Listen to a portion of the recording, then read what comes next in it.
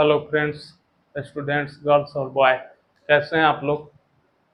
आशा करते हैं कि अच्छे होंगे। और ये मेरा हिस्ट्री के क्रम में लगभग 20वां या 21वां वीडियो होगा, क्योंकि इससे पहले जितने भी वीडियो गए हैं उसमें मुख्य रूप से हम लोगों ने प्राग इतिहास काल के बारे में समझा था। और उसके बाद से हड़प्पा सभ्यता एक बीच में विकसित हुई थी, उसके बारे में समझे थे, जो कि वैदिक काल से पहले के सभ्यता के रूप में माना जाता है। उसके बाद का चैप्टर आता है वैदिक काल। वैदिक काल में दो भागों में उसको समझे। वैदिक काल में फर्स्ट जो था वो ऋग्वैदिक काल से था, और सेकंड उत्तर वैदिक काल से था। और उसके बाद फिर हम लोगों ने देखा कि ऋग्वैदिक काल के बाद राज्यों का उदय हुआ और महाजनपदों का उदय हुआ। महाजनपद को समझे।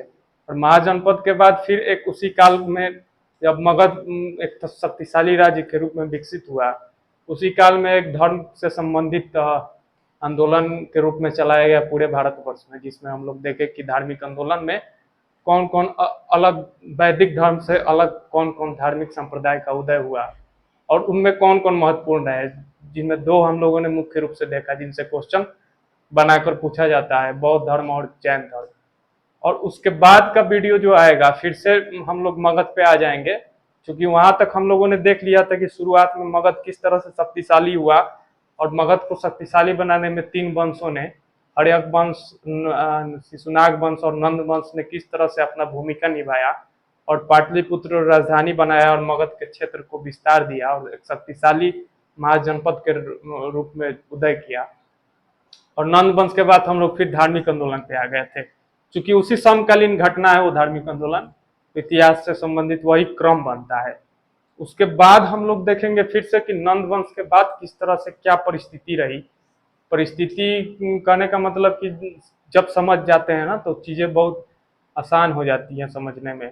और पृष्ठभूमि और परिस्थिति जब तक समझ में नहीं आएगी तब तक एक बहुत ही दिक्कत होता है। तो पृष्ठभूमि यही था। और नंद वंश का शासन मगध पे चल रहा था, और नंद वंश को फिर हटाकर वहाँ एक साम्राज्य की स्थापना होती है, जो कि आज का हम लोग टॉपिक है। हम लोग का टॉपिक है इतिहास में बहुत ही महत्वपूर्ण चैप्टर के रूप में इसको जाना जाता है, मौर्य साम्राज्य। मौर्य साम्राज्य जानते होंगे। इस मौर्य साम्राज्य से हमारा कोशिश होगा कि 3 या 4 वीडियो में इसको खत्म किया जाए, और समूल एक तरह से कोशिश होगा कि मतलब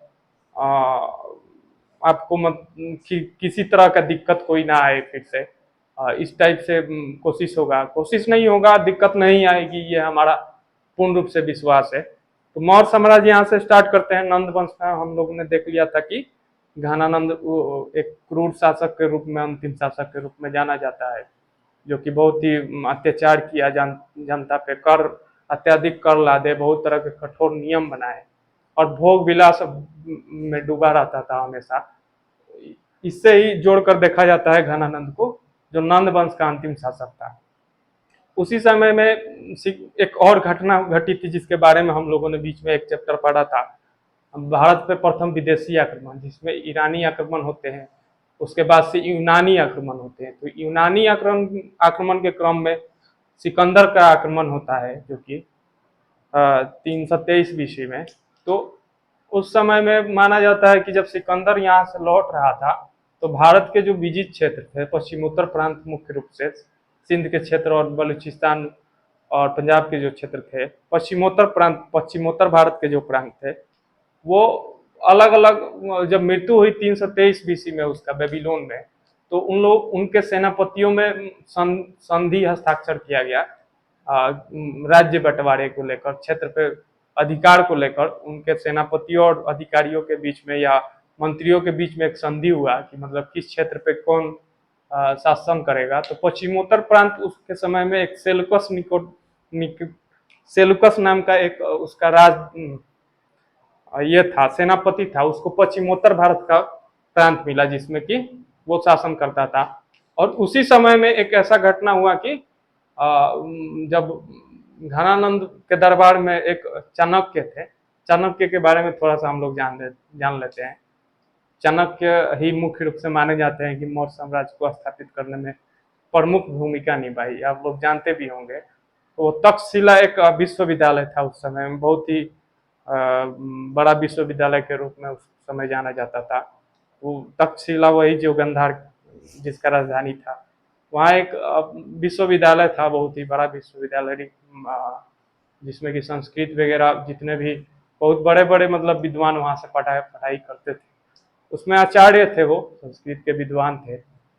वहाँ से वो फिर आते हैं घनानंद के दरबार में, चूँकि मगध के क्षेत्र से संबंधित थे वो, और वहाँ उनको अपमान कर दिया जाता है, बहुत अपमान करके घनानंद के द्वारा निकाला जाता है उनके दरबार से, नंद वंश के दरबार से। और उसके बाद वो प्रण करते हैं कि मतलब नंद वंश का समूल रूप से नष्ट कर देंगे हम, जब तक नष्ट नहीं करेंगे, एक तरह से प्रण लिए तब तक हम स्थिर नहीं रहेंगे। तो वही चीज, यही भूमिका था, मुख्य रूप से समझ गए होंगे। भारत के क्षेत्र में मगध राज्य के हुए इतिहास के क्रम में मिलाकर पढ़ा जाता है। तो उसके बाद नंद वंश को समाप्त करने के लिए चाणक्य जो है, माना जाता है कि चंद्रगुप्त मौर्य की सहायता से, जो कि एक माना जाता है कि यहाँ मौर्य वंश दिख रहा होगा, चंद्रगुप्त मौर्य जो थे वो के सहायता से, चाणक्य की सहायता से चंद्रगुप्त मौर्य ने पराजित किया चाणक्य को, और वहां से फिर स्टार्ट होता है मौर्य वंश। मगध की गद्दी पे मौर्य वंश की स्थापना होती है, लगभग माना जाता है 322 BC, जिसमें चंद्रगुप्त मौर्य का राज्यरोहण का समय माना जाता है। यह चाणक्य के ही राजनीति के फलस्वरूप और प्रशिक्षण के द्वारा चंद्रगुप्त मौर्य को तैयार किया गया था। चंद्रगुप्त मौर्य के वंश के बारे में, या वो कहाँ से निकल कर किस वंश से आए थे, इसके बारे में अलग अलग विद्वानों का अलग अलग मत दिया गया है। कुछ ने बोला है कि वो शूद्र जाति का एक दास था, दास का लड़का था, जो कि नंद वंश के साम्राज्य में ही दासी पुत्र के रूप में माना जाता है। कुछ विद्वान मानते थे कि गोरखपुर के क्षेत्र में क्षत्रिय संघ का एक क्षत्रिय का लड़का था वो, लेकिन स्पष्ट रूप से उनके जन्म के बारे में कुछ विवरण नहीं दिया गया है इतिहास में अभी तक। तो चंद्रगुप्त मौर्य को ही उन्होंने प्रशिक्षण दिया, कौटिल्य जिनको चाणक्य बोला जाता था, और फिर नंद वंश के शासन को समाप्त किए एक तरह से आक्रमण करके चंद्रगुप्त मौर्य ने, और फिर घनानंद को हराकर वहाँ मौर्य वंश की स्थापना होती है। वहीं से हम लोगों को पढ़ना होता है मौर्य वंश का, और ये मौर्य वंश की जो स्थापना होता है चंद्रगुप्त मौर्य के द्वारा, ये अभी तक मगध के शासन के क्रम में ये सबसे शक्तिशाली राज्य और सबसे बृहत राज्य के रूप में एक तरह से देखा जाता है कि भारतवर्ष के इतिहास में प्रथम राज्य के रूप में, प्रथम वंश के रूप में इसको इतिहास में पढ़ा जाता है कि पूरे भारतीय उपमहाद्वीप पर एक तरह से बृहद कब्जा कर लिए थे, और जीत कर पूरे क्षेत्र को, भारत के उत्तर से लेकर दक्षिण, पश्चिम से लेकर पूरब तक पूरे भारतवर्ष को एक जीत कर एक राज्य में संगठित करने का काम जो है वो चंद्रगुप्त मौर्य के मौर्य वंश के द्वारा ही किया गया था, जिसकी स्थापना चंद्रगुप्त मौर्य ने किया था चाणक्य के सहायता से। ये पहला वंश के रूप में ही जाना जाता है। बाकी नंद वंश तक चिटपुट आसपास के क्षेत्र में, उत्तर प्रदेश, बिहार, उड़ीसा के कुछ क्षेत्र तक ही मगध का राज्य विस्तार हुआ था, लेकिन मौर्य वंश में पूरे माना जाता है कि इसमें पश्चिमोत्तर प्रांत, उत्तर भारत, फिर से दक्षिण भारत में दक्कन के पठार क्षेत्र, केरल के क्षेत्र, तमिलनाडु के क्षेत्र, वो पूर्वी भाग में भी विस्तार हुआ था इसका, पूर्वी भारत में, जो कि एक समय में माना जाता है कि अंग्रेजों ने भी वहाँ जहाँ जीत नहीं हासिल की थी, वहाँ मौर्य साम्राज्य का विस्तार हुआ था एक समय में 322 BC में, जब चंद्रगुप्त मौर्य ने मगध में मौर्य वंश की स्थापना की थी। तो ये एक बहुत बड़ा चैप्टर के रूप में, इतिहास के रूप में जानना होता है। तो इसको समझने के लिए हम लोग थोड़ा सा फैक्ट्स को शुरुआत से खंगालने की कोशिश करेंगे। थोड़ा सा टाइम लग सकता है, लेकिन एक समझदारी ऐसा विकसित होना चाहिए कि फिर वहां कहीं से भी कुछ दिक्कत ना हो आपको। ठीक है, सुनाई दे रहा होगा और दिखाई दे रहा होगा। ये हम आशा करते हैं कि पूर्ण रूप से सुनाई दे रहा होगा और दिखाई भी दे रहा होगा। ठीक है, तो यहाँ से देख लेते हैं, भूमिका देख लेते हैं थोड़ा सा, या पृष्ठभूमि बोल सकते हैं इसको, भूमिका बोल सकते हैं। ये नहीं है कि मतलब हमारा जो ये इतना कॉम्प्रिहेंशन, इतना बड़ा बड़ा चीजों को समझाना, इतना लेंदी समझाना, ये कोशिश नहीं है कि आपको मेंस के लिए तैयार किया जाए। लेकिन प्री के लिए ही तैयार करना आज के समय में बहुत बड़ी चुनौती हो गई है। जो कि ऑब्जेक्टिव लेवल के एग्जाम होते हैं, जैसे कि बिहार दरोगा हो गए हैं, या ग्रुप बी ग्रुप ए तक जितने भी मतलब प्री हो गए हैं, उसमें ऑब्जेक्टिव, पीसीएस में भी प्री हो गए हैं ऑब्जेक्टिव। उन लेवल तक की भी समझदारी विकसित करने के लिए थोड़ा सा बृहद रूप में आपको जाना ही पड़ेगा, और थोड़ा सा इन डेप्थ में समझना पड़ेगा चीज़ों को। वही कोशिश होगी हमारी, और कोशिश होगी और पूर्ण रूप से कोशिश होगी। यहाँ से देख लेते हैं भूमिका। समझ गए कि किस परिस्थिति में मौर्य वंश का स्थापना हुआ था। नंद वंश के अंतिम शासक घनानंद, यहाँ लिखा हुआ है, नंद वंश के अंतिम शासक घनानंद को पराजित कर मगध पर मौर्य वंश की स्थापना चंद्रगुप्त मौर्य ने की, जिसको यूनानी ग्रंथ जो थे, यूनान के ही मुख्य रूप से उस समय से संबंध है। यूनान का समय संबंध उस समय में, उस समकालीन जिस समय मौर्य वंश की स्थापना होती है, उस समय ईरान से ही संबंध भारत के स्थापित हुए थे। यूनान से, सॉरी, यूनान से, यूनान मतलब ग्रीक जिसको बोला जाता है अभी। तो वहां से हुए थे, स्थापित हुए थे संबंध, चूंकि यूनान से ही आक्रमण हुआ था सिकंदर का, और विजित क्षेत्र हुए थे, और बहुत सारी जैसे कि खरोष्ठी लिपि का विकास हुआ था। तो उस समय के विद्वान भी बहुत सारे इतिहास का वर्णन करने की कोशिश किए हैं। यूनानी विद्वान जो हैं, उस समय समकालीन चंद्रगुप्त मौर्य वंश के शासन व्यवस्था से लेकर शासक के को लेकर विभिन्न तरह के इतिहास का वर्णन यूनानी दार्शनिक और विद्वानों के द्वारा या इतिहासकारों के द्वारा करने की कोशिश की गई है। उसी क्रम में सेंड्रोकोटस, चंद्रगुप्त मौर्य जो है, मौर्य वंश की जो स्थापना करता है, उसके बारे में यूनानी विद्वान बोलते हैं ये सेंड्रोकोटस एक नाम दिया जाता है यूनानी विद्वानों के द्वारा, सेंड्रोकोटस नाम दिया जाता है। और ये बाद में साबित भी होता है कि सेंड्रोकोटस जो है, सेंड्रोकोटस जो है मौर्य वंश के चंद्रगुप्त मौर्य के लिए ही उपयोग किया गया है। यह शब्द मतलब ये याद रखिएगा, सेंड्रोकोटस। और इसमें मुख्य रूप से ये जो यूनानी विद्वान थे, जिन्होंने विभिन्न तरह के मौर्य वंश के विवरण करने में सहायक रहे, बहुत सारे विद्वान रहे, यूनानी दार्शनिक रहे। उसमें मुख्य रूप से उसे माना जाता है कि स्ट्रेबो थे, स्ट्रेबो, एरियन थे, पिलनी थे, जस्टिन थे, प्लूटार्क थे। ये मुख्य रूप से ही यूनानी दार्शनिक 3, 4, 5 माने जाते हैं, जो कि मौर्य वंश से संबंधित उसके समकालीन व्यवस्था से संबंधित विवरण देने का, इतिहास का विवरण देने का काम किए हैं। Strabo, Arrian, Pliny, Justin, Plutarch. इनको बाद में भी कुछ कुछ जगह पे देखेंगे। पहले भूमिका समझ लेते हैं एक तरह से कि क्या किस तरह से होता है। ठीक है, मौर्य साम्राज्य के विषय में जानकारी के प्रमुख स्रोत, और इतने बृहद मात्रा में जो मौर्य साम्राज्य की स्थापना मगध पे हुई थी, माना जाता है कि चंद्रगुप्त मौर्य ने 6 लाख सेना लेकर पूरे भारत उपमहाद्वीप को एक तरह से रौंद डाला था, और ये इतिहास में वर्णन मिलता है। और विभिन्न संघों और छोटे छोटे राज्य और गणराज्य के रूप में जो भारतवर्ष में उस काल में विकसित हुए थे, वो उस सभी संघ और राज्यों को और छोटे छोटे गणराज्यों को जीतकर मगध में मिलाया था। तो इतने बड़े साम्राज्य के बारे में जब जानकारी इकट्ठा किया गया, तो बहुत सारे उसके स्रोत मुख्य रूप से जाने जाते हैं इतिहास में। उसके विषय में जानने के लिए, मौर्य वंश के विषय में जानने के लिए बहुत सारे स्रोत बताए गए हैं।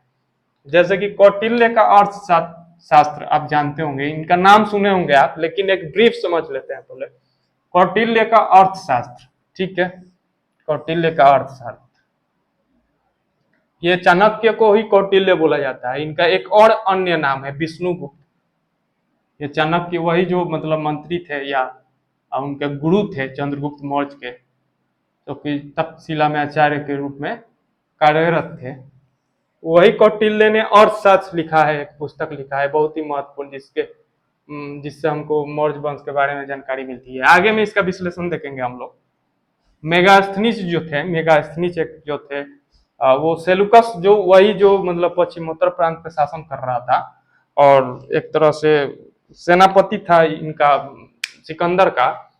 वही मेगास्थनीज नहीं, सेलुकस जो शासन कर रहा था पश्चिमोत्तर प्रांत पे, भारत के पश्चिमोत्तर प्रांत पे, वही सेलुकस जो सिकंदर का सेनापति था, उस सेलुकस के दरबार में एक राजदूत रहता था मेगास्थनीज। मेगास्थनीज, याद रखिएगा। उसी के सेलुकस के दरबार में है। बाद में वो सेलुकस ने मेगास्थनीज को मौर्य के दरबार, मगध के दरबार में या मौर्यों के दरबार में भेजे, जिन्होंने बाद में एक पुस्तक लिखा, बहुत ही महत्वपूर्ण पुस्तक के रूप में जाना जाता है मौर्य वंश के इतिहास के जानने के लिए। इंडिका नाम था इसका, इंडिका। ये मेगास्थनीज जान गए कि कौन थे? ये सेलुकस जो था उसी का राजदूत था। ठीक है, एक 3 नंबर में देख लेते हैं विशाख दत्त की मुद्रा राक्षस। ये विशाख दत्त कौन थे और मुद्रा राक्षस क्या था, यही समझने में बहुत सारी दिक्कत होती है और फिर वहां से लड़के भागने लगते हैं। ठीक है, विशाख दत्त जो थे ये मुख्य रूप से माना जाता है कि गुप्त वंश के समय में, अंतिम परवर्ती गुप्त वंश बाद में पढ़ेंगे, 500 ईस्वी तक चला था। उस समय में एक बहुत ही संस्कृत के महान नाटककार थे या नाटक रचनाकार थे ये। 1 मिनट।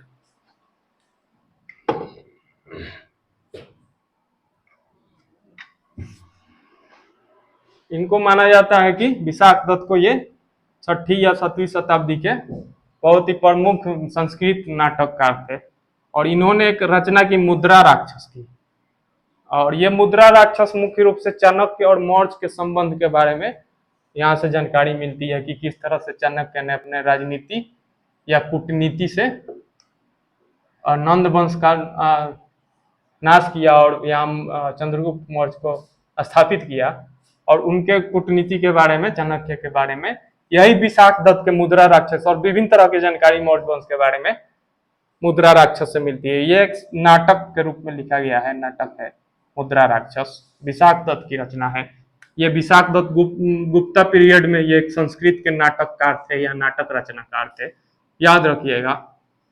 4 नंबर में देख लेते हैं रुद्रा दामन की जूनागढ़ अभिलेख। यहाँ से भी मौर्य वंश के बारे में बहुत सारी जानकारी हमें प्राप्त होती है।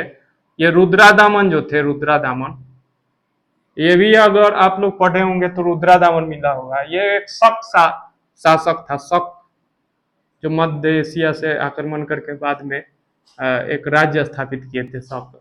उन्हीं का पहली या दूसरी शताब्दी में, दूसरी शताब्दी ईस्वी में, तो ये एक तरह से माना जाता है शक का ही सबसे प्रमुख शासक के रूप में रुद्रा दामन हुआ था। उन्होंने एक जूनागढ़ में अभिलेख बनवाया था रुद्रा दामन की। ये अभिलेख बहुत महत्वपूर्ण हो जाते हैं।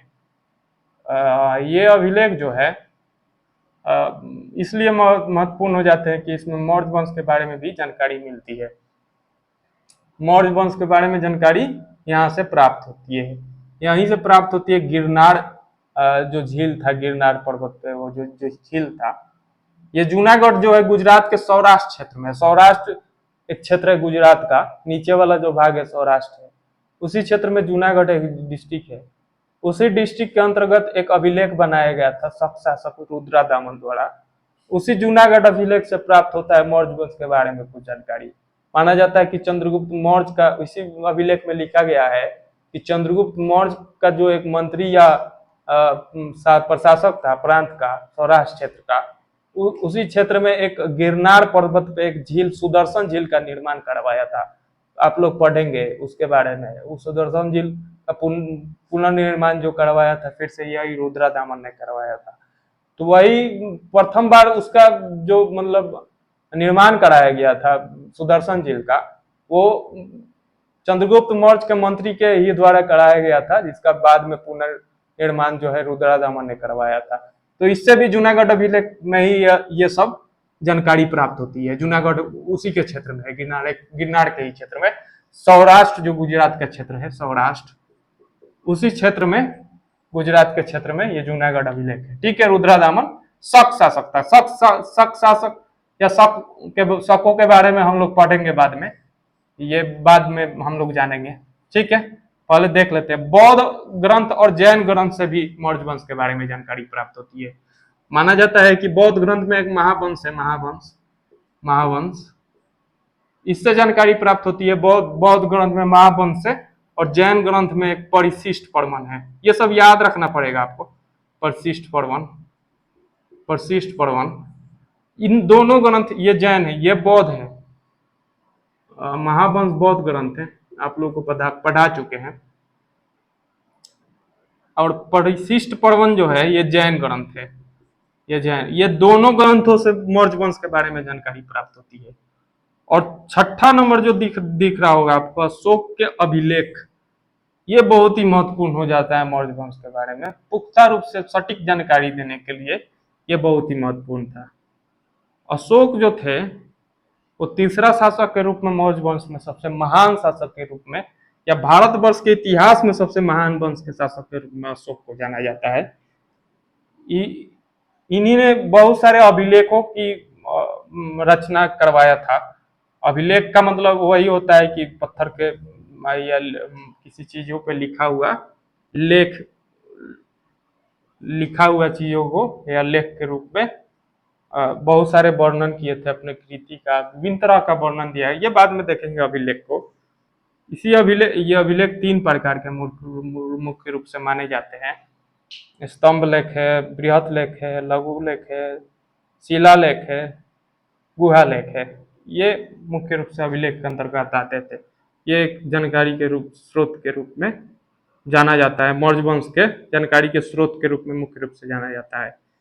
और बहुत सारे यूनानी विवरण दिए गए थे, यूनानी दार्शनिक और विद्वानों और इतिहासकारों के द्वारा मौर्य वंश के बारे में विभिन्न तरह की किताबें लिखी गई हैं और जानकारी दी गई है। यही स्रोत है मुख्य रूप से 6, 7, 5 जितने भी दिख रहे होंगे, कौटिल्य का, सतमेगा, किंडी का, विशाख दत्त की मुद्रा राक्षस, रुद्रादमन की जूनागढ़ अभिलेख, बौद्ध और जैन ग्रंथ, महावंश और बौद्ध ग्रंथ, परिशिष्ट पर्वन जैन ग्रंथ, अशोक का अभिलेख और अन्य यूनानी विवरण, इसी से मुख्य रूप से प्राप्त होता है हमको मौर्य साम्राज्य के बारे में जानकारी।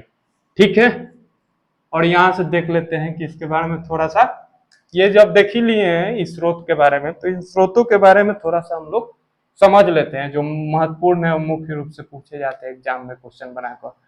और रटते रहते हैं बहुत सारी फैक्ट्स रटना नहीं है। एक भी चीज हम चाहेंगे कि आप लोग रटो नहीं, रटने वाली कोई भी एक भी चीज नहीं है इसमें। हिस्ट्री में हमको नहीं लगता कि एक भी चीज रटने वाली है। कौटिल्य जो थे, विष्णुगुप्त जो चाणक्य के रूप में जाने जाते हैं, चंद्रगुप्त मौर्य के जो गुरु थे, जिन्होंने मौर्य वंश को स्थापित करने में सबसे महत्वपूर्ण भूमिका निभाया था, उन्होंने अर्थशास्त्र लिखा है। यहाँ दिख रहा होगा, मौर्य वंश के इतिहास को जानने के लिए सबसे महत्वपूर्ण साहित्यिक स्रोत माना जाता है। ये साहित्यिक स्रोत सबसे महत्वपूर्ण माना जाता है अर्थशास्त्र, याद रखिएगा। इनका कौटिल्य का अन्य नाम जो है विष्णुगुप्त और एक चाणक्य है।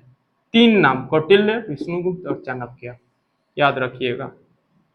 इनको भारत का मैकियावेली भी बोला जाता है।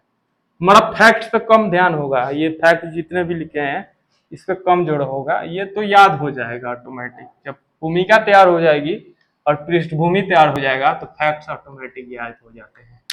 ठीक है, ये जो अर्थशास्त्र लिखा गया है कौटिल्य के द्वारा, कुछ समय बाद लिखा गया था, चंद्रगुप्त मौर्य के बाद लिखा गया था माना जाता है, लेकिन उसी के समकालीन में लिखा गया था, तो अच्छी जानकारी देती है और मूल रूप में ये प्राप्त भी है हमको अर्थशास्त्र। और राजनीति इसमें मुख्य रूप से लिखा गया था उसके प्रशासन के बारे में। मौर्य साम्राज्य का एक बृहद प्रशासन जो था वो किस तरह से संचालित होता था, इसके बारे में हमको जानकारी सटीक रूप में देता है। और राजनीति के ऊपर लिखा गया था कि किस तरह से राजनीति एक तरह से किया जाता था साम्राज्य को चलाने के लिए, और एक तरह से अर्थशास्त्र के बारे में भी जानकारी देता है। उसके अंदर में ही प्रशासन के अंतर्गत ही किस तरह से कोष तैयार किए गए थे और आर्थिक व्यवस्था किस तरह से संचालित होता था, यह भी जानकारी प्राप्त होता है। तो ये याद रखिएगा। अर्थशास्त्र हटा देते हैं यहाँ से कि कौटिल्य का अर्थशास्त्र जो है मुख्य रूप से राजनीति शास्त्र से ही संबंधित पुस्तक माना जाता है, साहित्यिक रचना माना जाता है, जिसमें प्रशासन और राजनीति से संबंधित प्रशासन और राजनीति से संबंधित जानकारी हमको प्राप्त होती है। इसके बारे में पाटलिपुत्र या किसी शासक के, विशेष शासक के रूप में किसी का चर्चा नहीं है, या राजधानी के रूप में चर्चा नहीं है। उसके सिर्फ प्रशासन और राजनीति के बारे में अर्थशास्त्र में, कौटिल्य के अर्थशास्त्र में बताया गया है। ये समझ के रखिएगा आप लोग, ठीक है। ये जानना जरूरी है, क्योंकि हमको नहीं लगता है कि ये आपको पता भी होगा कि अर्थशास्त्र राजनीति शास्त्र है, लेकिन क्या जानकारी है ये नहीं पता होगा आपको, हमको लगता है इसलिए बता रहे हैं, ठीक है। कौटिल्य का अन्य नाम विष्णुगुप्त और चाणक्य है, और भारत का मैकियावेली भी इनको बोला जाता है। ये फैक्ट्स याद रखिएगा, ठीक है। अर्थशास्त्र में 15, ये जो पुस्तक लिखा गया है ये विभिन्न अधिकरण में और प्रकरण में और श्लोक में लिखे गए हैं। अधिकरण में मतलब अर्थशास्त्र में 15 अधिकरण है। अधिकरण का मतलब भाग होता है। 180 प्रकरण है, प्रकरण का मतलब उपभाग होता है, और 600 श्लोक है, 600 श्लोक, ठीक है। इसी के अंतर्गत लिखा गया है। ये अधिकरण के अंदर प्रकरण है और प्रकरण के अंदर श्लोक है, ठीक है। आप समझ गए होंगे अधिकरण क्या है। ये अधिकरण मुख्य रूप से बहुत ही महत्वपूर्ण हो जाते हैं, और शास्त्र के बारे में थोड़ा सा हम लोग जान लेते हैं, क्योंकि इससे ही क्वेश्चन बनाकर बहुत सारा पूछा जाता है, इसलिए हम इसके बारे में बता रहे हैं। इसका मतलब प्रथम में जो अधिकरण के रूप में जो 15 अधिकरण बताए गए हैं, उसमें प्रथम में विनय धिकार धिकारिक विनय धिकारिक विनय धिकारिक नाम का अधिकरण प्रथम रूप से है। इसमें मुख्य रूप से राजा का एक तरह से सामान्य व्यवहार के बारे में, या नियम विनियम या सामान्य व्यवहार के बारे में, जो भी उनका व्यवहार रहता था जिस तरह से, उसके बारे में इसमें बताया गया प्रथम अधिकरण में, ठीक है। जो प्रथम अधिकरण कौन सा है, विनयाधिकारिक, ये याद नहीं रखना है। प्रथम ये आपको बताने के लिए, बस समझाने के लिए लिख दिए हैं, ठीक है। द्वितीय में अध्यक्ष प्रचार है, ये थोड़ा सा ध्यान देने वाली चीज है।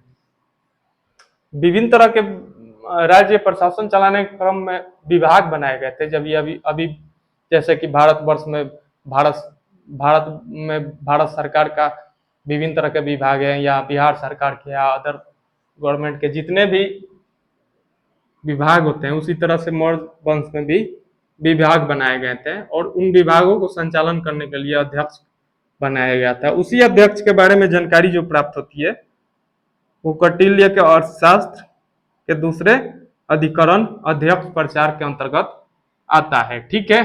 तीसरा में धर्मस्थीय, दो तरह के न्यायालय के बारे में इसमें चर्चा दिया गया है। एक न्यायालय धर्मस्थीय था, जिसका तीसरा अधिकरण में वर्णन किया गया। धर्मस्थीय न्यायालय था, ये न्यायालय था, ये दीवानी मामलों को देखता था।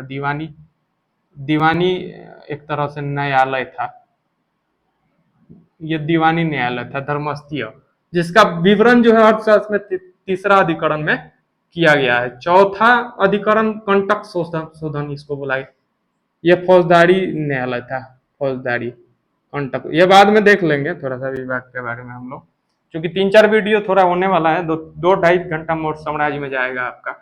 इनमें शासक राजधानी का उल्लेख नहीं है, और शास्त्र राजनीति पर आधारित पुस्तक है, ठीक है। ये तो बता ही चुके हैं, शासक राजधानी का उल्लेख नहीं है, और शास्त्र राजनीति पर आधारित पुस्तक है, ठीक। ये याद रखिएगा। इनमें राजा को 7 तत्वों से निर्मित, इसमें राजा जो है, राजा को बताया गया है कि यह पूरे राज जो है यह उसका प्रशासन है, एक तरह से 7 तत्वों से निर्मित बताया गया है। जैसे कि आदमी का शरीर 5 तत्वों से निर्मित बताया गया है, उसी तरह से अर्थशास्त्र में राजा या राज के प्रशासन को 7 तत्वों में विभक्त किया गया है। एक बताया गया पहला स्वामी, 7 तत्वों में, ये जान लेते हैं, ये भी याद नहीं रखना है फैक्ट के रूप में। स्वामी बोला गया है कि राजा को बोला गया है, स्वामी मतलब राजा, एक तत्व बताया गया है। इसको सप्तांग सिद्धांत भी बोलते हैं, अर्थशास्त्र में कौटिल्य का सप्तांग सिद्धांत। स्वामी जो है एक तरह से सिर के रूप में बताया गया है, कि मनुष्य जैसे सिर होता है, जितना महत्वपूर्ण होता है, उस तरह से राज्य में स्वामी जो है, राजा जो है, सिर के समान है। अमात्य जो है, अमात्य एक देख लेते हैं, अमात्य महत्वपूर्ण हो जाता है। अमात्य जो है, ये मौर्य वंश में जितने भी विशेष तरह के जो अधिकारी और पदाधिकारी जो थे, जो प्रशासन चलाने से संबंधित प्रमुख भूमिका निभाते थे अधिकारी के रूप में, प्रमुख अधिकारियों को अमात्य बोला जाता था, ठीक है। इन्हीं अमात्यों में से विभिन्न विभागों का अध्यक्ष का चुनाव होता था, या मंत्रियों का चुनाव किया जाता था। तो यह प्रमुख अधिकारियों का एक समूह था, जिसको अमात्य बोला जाता था। ये मुख्य रूप से माना जाता था कि राज्य की आंख आंख है, आंख तत्वों के रूप में बताया गया है। राज्य को चलाने के लिए आंख है, ठीक है। और राज्य क्षेत्र, जितना भी राज्य क्षेत्र मोर्च का, ये तीसरा तत्व बताया गया है। ये जंघा के रूप में बताया गया है। शरीर में जो जंघा होता है उसके तत्वों के रूप में राज्य को बताया गया है। दुर्ग या किला जो है ये भुजा के रूप में बताया गया है। तो किला होते थे या दुर्ग होते थे। कोष या धन जो मतलब होते थे राज्य के, इनको मुख के रूप में बताया गया कि राज्य के मुख है, ठीक है। दंड या सेना जो है ये मस्तिष्क के रूप में बताया गया है। मस्तिष्क दिखाई दे रहा होगा। मित्र भी एक तत्व बताया गया है, ये मित्र के समान है। 7 तरह के तत्व बताए गए हैं अर्थशास्त्र में, जिनको सप्तांग सिद्धांत बोला जाता है। राजा के अधिकारियों को तीर्थ बोला गया है और 18 प्रकार के तीर्थों का इसमें वर्णन दिया गया है। ये बाद में थोड़ा बहुत देखेंगे हम लोग तीर्थ कौन कौन थे। पहले यहाँ देख लेते हैं कौटिल्य के अर्थशास्त्र में क्या क्या विवरण दिया गया है। दूसरे नंबर में इतना समझ गए, अधिकरण में बांटा हुआ था। विष्णुगुप्त, चाणक्य अर्थशास्त्र, भारत के मैकियावेली, 15 अधिकरण में, ठीक है।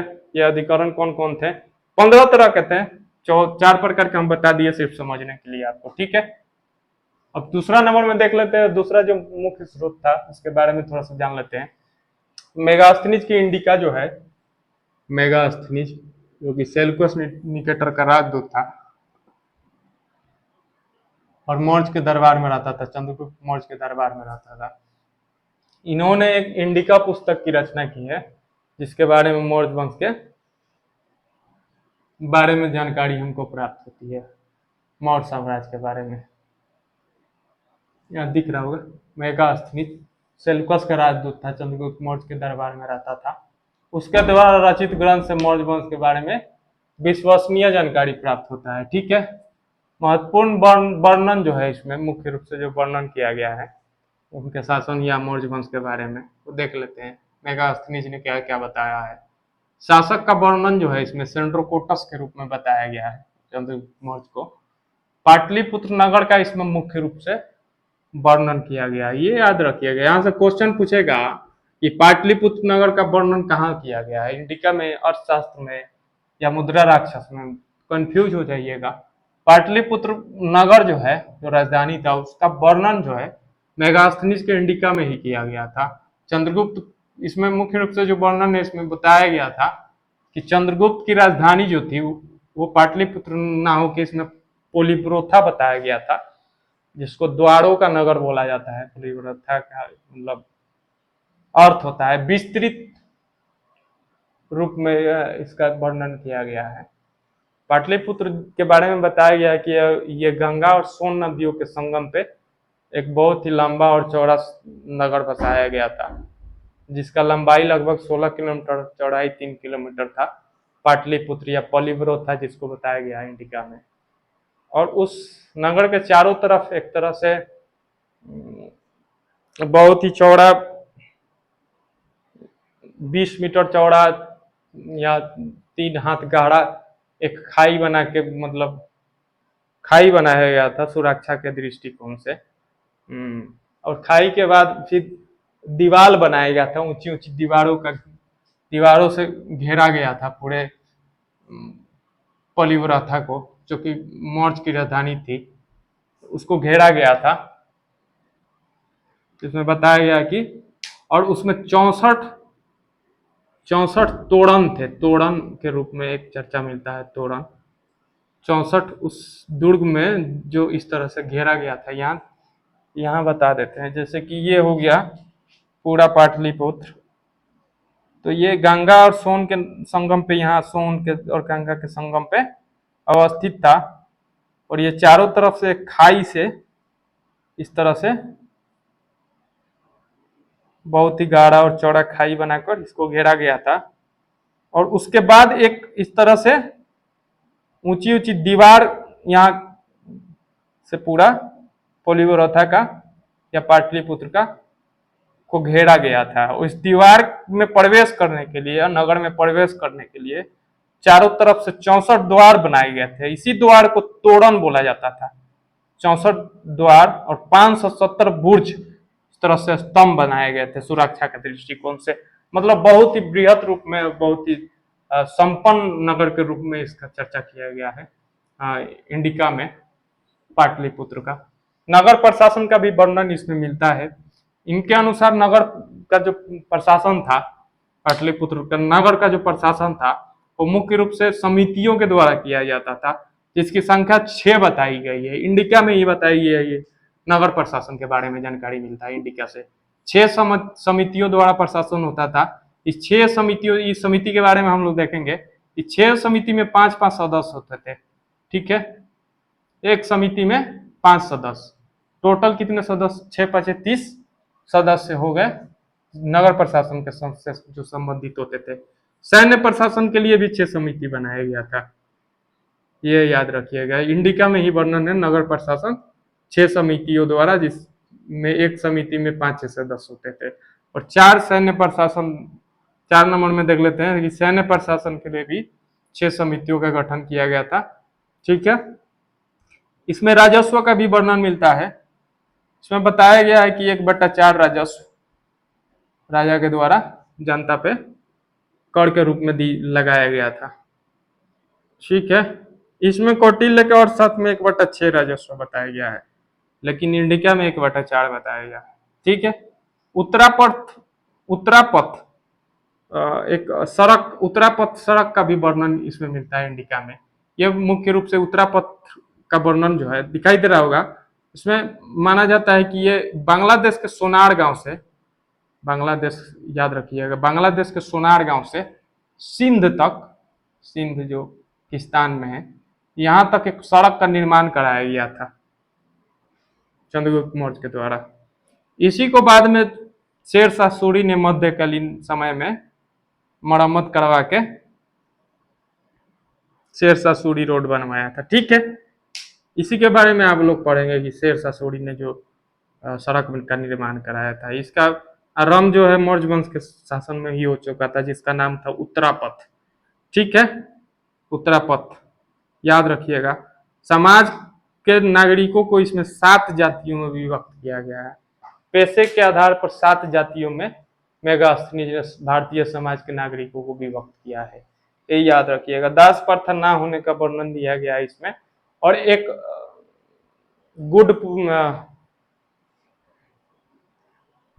उनके गुप्तचर की चर्चा मिलती है। गुप्तचर अधिकारियों का, मौर्य वंश के अंतर्गत गुप्तचर होते थे, उनके बारे में भी चर्चा किया गया है, जिसको गुड पुरुष बोला जाता था। ये बाद में हम लोग देख लेंगे। तो यहाँ से जानकारी हमको मौर्य वंश के बारे में मिलती है। और कुछ जानकारी और जो मतलब यूनानी विद्वान थे उनके बारे में थोड़ा समझ लेंगे। और नेक्स्ट वीडियो में अशोक के अभिलेख को देख लेंगे, क्योंकि अभिलेख से फिर दिक्कत ना हो। उसके बाद बहुत सारी चीजें नहीं बच जाएंगी और 2 वीडियो में पूरे चीजों को, मौर्य वंश को एक तरह से समेटने की कोशिश होगी। शुरुआत में समझदारी विकसित हो जाएगी, जो मुख्य बातें वो निकल कर आ जाएगी। तो शासक से जो चीजें होती है वो याद करने वाली बहुत प्रमुख बातें नहीं होती है, उनमें कुछ पढ़ना नहीं होता है विशेष। तो ठीक है, वीडियो अच्छा लगेगा तो, अगर सही में अच्छा लगेगा आपको, हम बोल रहे हैं इस वजह से नहीं, अगर अच्छा लगे आपको वीडियो तो सब्सक्राइब जरूर करिएगा और शेयर भी करिएगा इसको।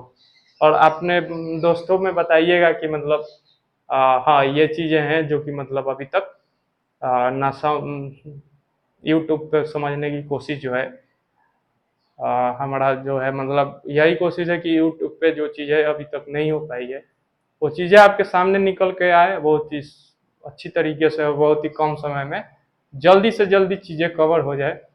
छोटी छोटी चीज़ों को ध्यान रखा जाएगा और बड़ी बड़ी चीज़ों को सरल बनाने की कोशिश किया जाएगा। Thank you. ठीक है, हमेशा हंसते रहिए, मुस्कुराते रहिए और पढ़ाई पूरा अपना रिदम में रखिए, क्योंकि बहुत सारी वैकेंसी बिहार में आ चुका है। ठीक है, थैंक यू।